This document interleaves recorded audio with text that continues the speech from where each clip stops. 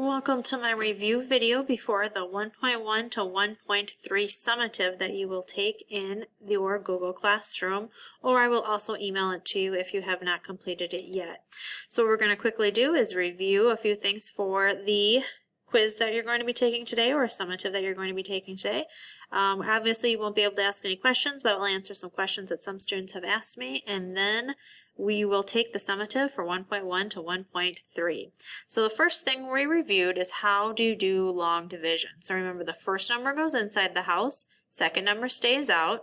Well, 322, I need to figure out how many times 46 can go into that number.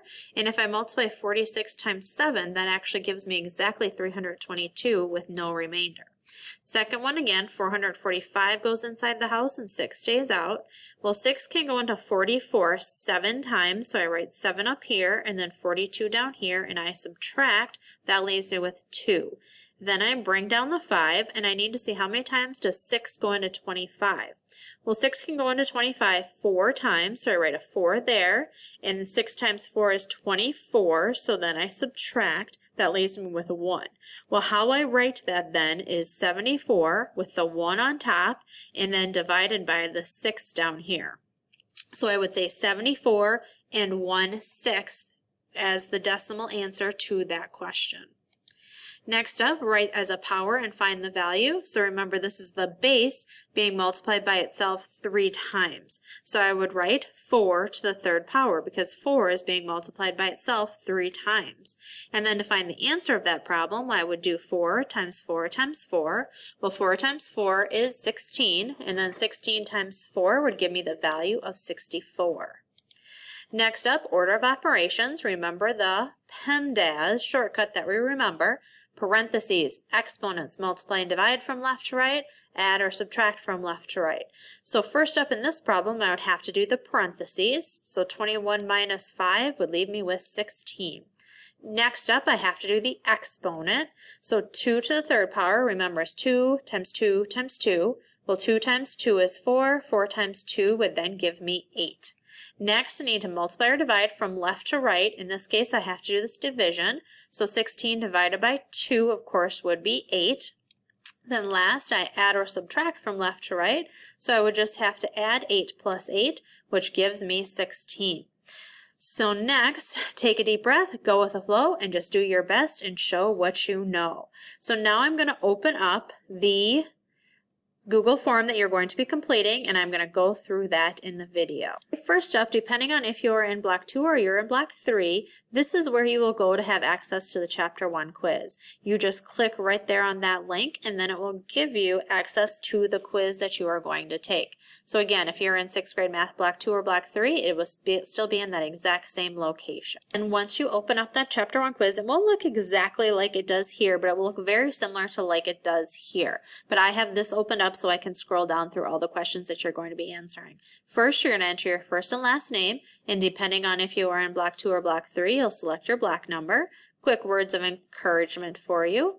And then the first section says use long division to find the value of the expression. Write your answer as a mixed number. So remember, 7,814 will go inside the house, 12 will stay out. You will get a mixed number, so please write your mixed number in the blank here. Write the whole number and then the fraction part that you get as your mixed number. Next question says determine which operation you will use to solve this problem, then solve it.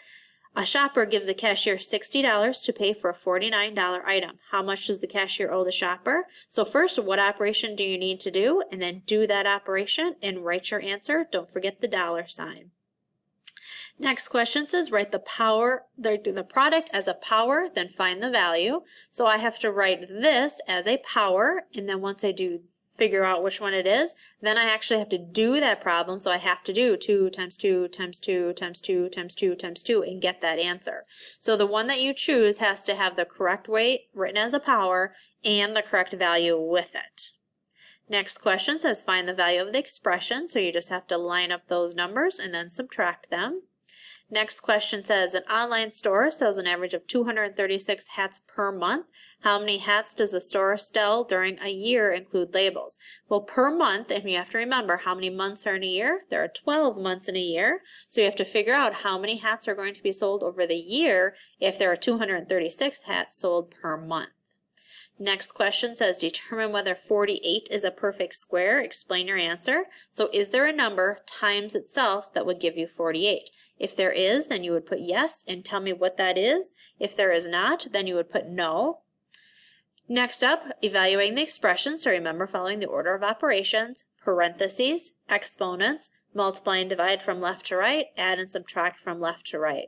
Same with the next ones. Remember, parentheses, exponents, multiply and divide from left to right, add and subtract from left to right. Some people ask me the question, well, what does this operation mean with this number is right outside the parentheses?